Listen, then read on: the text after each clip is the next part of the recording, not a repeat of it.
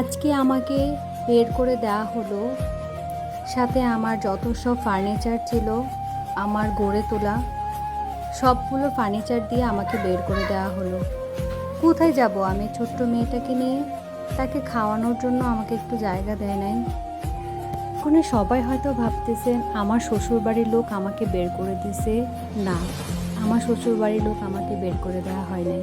আমাদের বাসায় নতুন করে আবার রং চলতেছিল, তাই সব রুমের ফার্নিচারগুলো বের করা হইতেছিল, কারণ ফার্নিচার থাকলে ওদের রং করাইতে একটু সমস্যা হয়, তার জন্য। প্রথমে আমি যে কথাগুলো বলছি এগুলা যদি সত্যি হতো, কিছু মানুষ এত বেশি খুশি হতো যে বলার বাহিরে। জানেন, আপনাদের সাথে আজকে একটা কথা শেয়ার করি।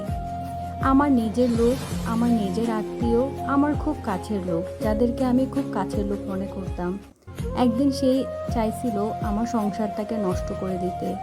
আমার এভাবে যেন আমাকে বের করে দেওয়া হয়, আমার সংসারটা যেন নষ্ট হয়ে যায়। কিন্তু ভগবানের অনেক কৃপা থাকার কারণে আমার সংসারটা নষ্ট হয় নাই, বরঞ্চ আমি আগের থেকে অনেক বেশি ভালো আছি। আসলে কি জানেন, ভগবান যা করে তা ভালোর জন্যই করে।